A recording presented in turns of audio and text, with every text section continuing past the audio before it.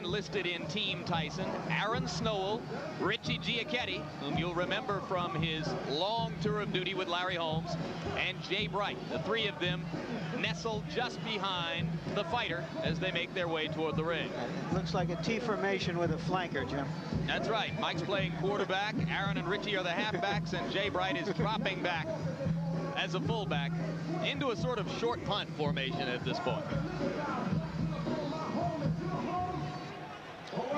Now Mike will emerge into the ring where most of the crowd will get its first look at it.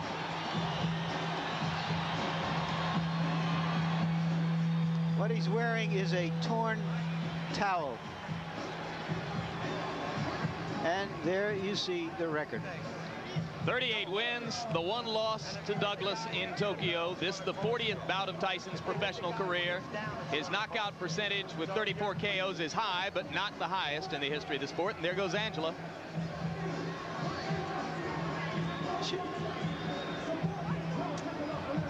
Tyson looks a little fitter. I like Mike Tyson when he looks small, when he looks like a big middleweight or a light heavyweight. So let's take a look at the tail of the tape.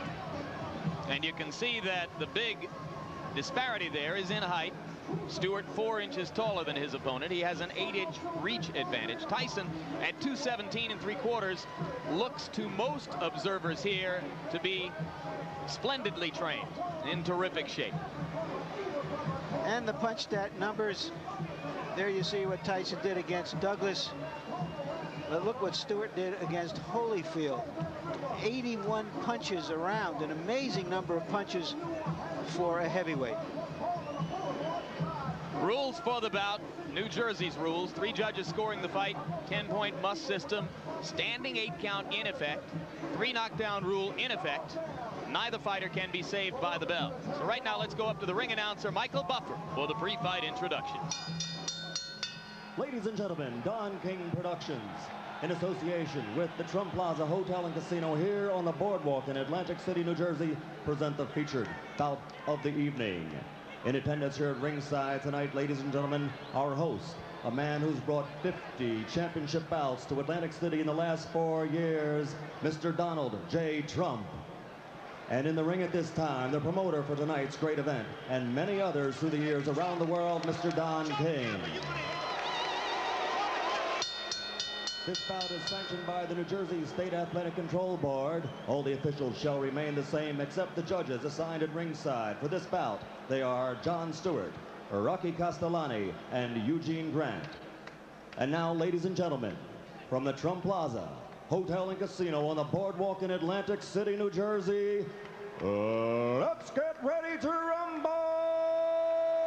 10 rounds of boxing in the heavyweight division. The referee for this bout is Frank Cappuccino. Introducing first, fighting out of the blue corner, wearing the black trunks with gold trim. He weighed in at an even 218 pounds. He's originally from England, but now lives and fights out of Brooklyn, New York. His professional record, an unbelievable one, 26 victories, all 26 by knockout, only 1 defeat. He's the number 4 ranked heavyweight in the world. Ladies and gentlemen, Alex, the Destroyer Stewart.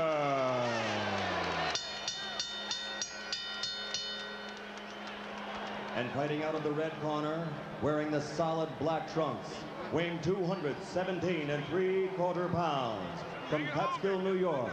Also an unbelievable record, 38 victories. 34 by KO, only 1 defeat. He's the number 1 ranked heavyweight in the world. Ladies and gentlemen, the former heavyweight champion of the world, Iron Mike Tyson. Good evening, gentlemen. You're both given your instructions by the New Jersey Control Board. Protect yourself at all times. Bogus touch gloves. Come on, come on. Come on, baby. That's right, baby. The question, as in all Tyson fights, can the opponent maintain his poise in the face of Tyson's quickness and menace? Or will he retreat Stay in the corner, Alex. into Michael, stay in the corner. self-defense? Stay in the corner, Michael. Stewart has stated categorically that he knows he needs to keep throwing punches to try to keep Tyson occupied. If he stops throwing, he'll be dead. Tyson lands a right and another. This could be quick. I was afraid of a 30-second soundbite. All right, man? Okay, let's go. Remember, Stewart never went down against Evander Holyfield.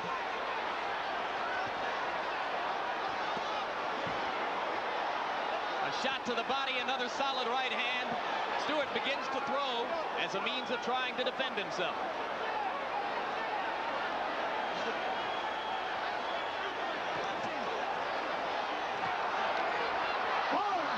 That'll be called a slip. And Mike is a little wild as he goes for the kill. A good right hand that hurt Stewart again, but Stewart is still upright.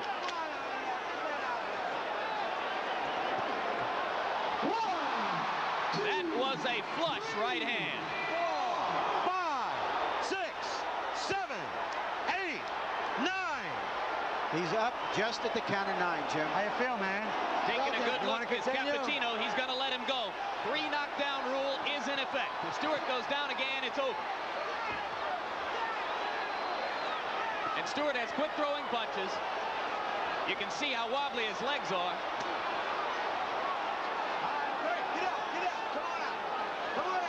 If he makes it through 1 minute and 20, it'll be a small miracle. Let him go, come on. Stop punching. That was a worthwhile grab.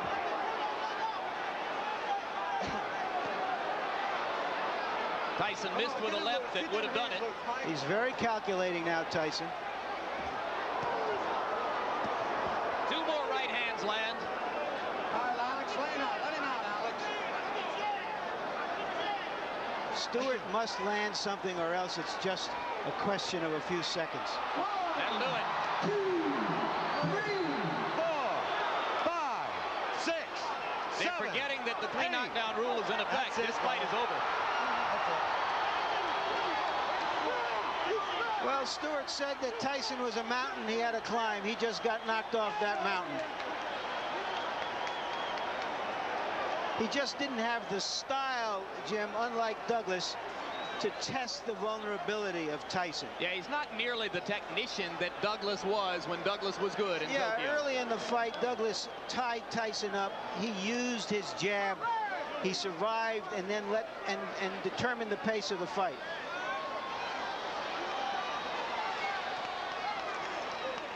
Nothing bothering you. You stay right there for a minute. Let me take a look here. You got fought in the early fight. The first fight, first punch. You know how many times you got knocked down? 3 times. 3 times. The first time, right? You remember the first one? Yeah. Yep. Okay. Now, do you think you can stand up now? Just stand up for me. Put your feet together as you stand up. Put your feet. Wait a minute. Hold me. No, I'm just holding you to see if you're gonna fall. Put your feet together. Let him go. Let him go. Let him go. Let him go. Okay, let him go.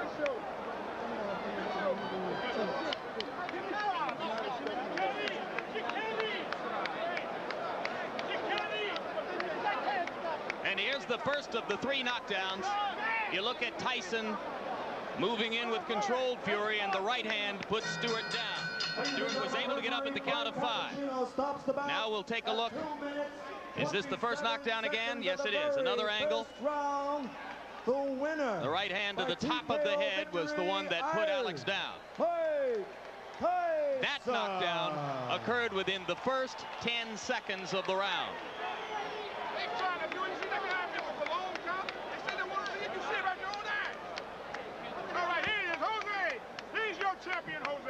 Now we'll take a look at knockdown number 2. By this time, Stewart still wobbly from the first knockdown, and he went down without Mike having to land a crushing blow. Another look at knockdown number 2. And you can see that the right hand simply glanced off the top of Stewart's head, but it was enough to put down a very wobbly fighter at that point. And now here's a third look at that same knockdown, knockdown number 2. The left to set it up. The glancing right off the top of the head. And Stewart down for the second time in the round. Still more than 1:40 seconds remained in the round at that point. And with the 3 knockdown rule in effect, it was up to Stewart to try to stay on his feet to make it through round number 1. He was not able to do it. Here's knockdown number 3, which came at 2:27 seconds of the first round. A right and a left, and that was enough for Alex Stewart.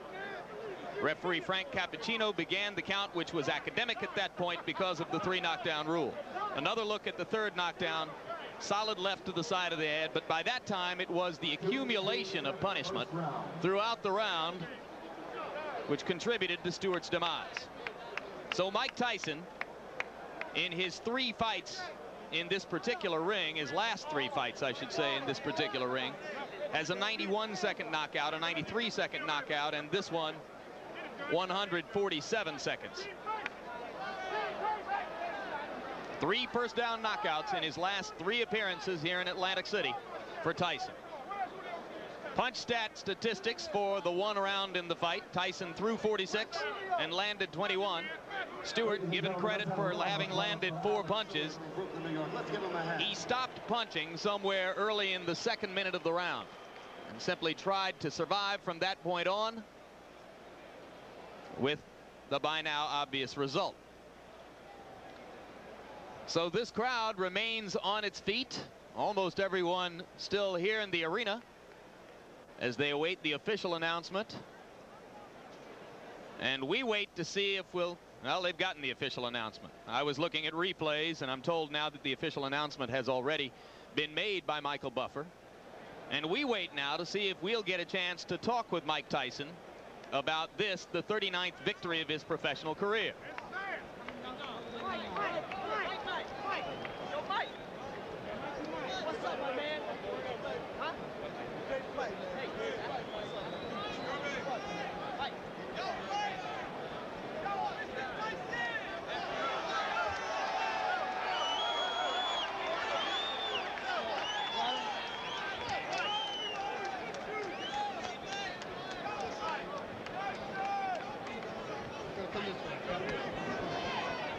Ladies and gentlemen, is he back? Iron Mike Tyson, 2:27 of the first round. And here comes Mike Tyson to join us now at ringside. Congratulations on victory number 39. You came out with fury, to say the least. Knocked him down in the first 10 seconds of the round. If I can get you to turn toward the camera a little bit, Mike, how important was it to you to score a first-round knockout tonight? Well, you know, I mean, I knew he was a dangerous fighter once he got warmed up. And my objective, I was in great shape. He was to go in there and put the pressure on him for 10 rounds. I knew I had to break him eventually. You appear to be in sensational condition. Do you feel considerably differently now than was the case 10 months ago in Tokyo? Absolutely, because my mind is more prepared. You know, I mean, that's what basically the whole standpoint came down to, is being prepared mentally. How does your situation compare now to what most people would regard as the peak of your career when you knocked Spinks out here in 91 seconds? Well, you know, I mean, I didn't feel like it was a sensational night tonight, because there's things that I know that I did that was mistakes. But, you know what I mean, a good fight, and I'm in good shape. And I just like to thank all my fans on HBO that's been supporting me. But I just like to say this is my last fight on HBO. Is because HBO, they think that you'd rather see Holyfield than me. Thank you for supporting me. I love you all. Bye. Mike, one final question. How important at this moment is the coming arbitration with regard to the WBC championship and the possible WBC title fight with Ruddock? Well, it really don't matter as long as I can fight for the title. I love to fight Ruddock. I want to show everybody he's not the baddest man in the world they once said he is. Would you rather fight the winner of Foreman Holyfield? Excuse me? Would you rather fight the winner of Foreman Holyfield? I would fight anyone. You know what I mean? But I'm fighting for the moment. It looks like Ruddock might be in the wings, and I'm looking forward to fighting Ruddock. Can you elaborate on why you feel you've been treated unfairly by this network, which will state that it has 2 offers on the table for you for long-term deals? I have no comment. I don't want to talk about it. The company know what they did, and I'd like to say hello to all my troops again that's been supporting me. I'm out of here. We've enjoyed covering you. Thank you very much. We don't negotiate on the air. Our chief executive, Seth Abraham, will have plenty to say in the future about the potential for another Mike Tyson deal at HBO. It has been our hope for the past year that we could complete one more deal to give a long-term contract to Mike Tyson and to continue to cover his fights here on HBO. But there'll be no negotiation on the air. That will take place between Don King and Seth Abraham. We're grateful that Mike was willing tonight to come and speak to us at ringside in the midst of what is, quite candidly, a frosty period between us and him and his promoter, Don King. So Mike Tyson has the 39th victory of his career, the 19th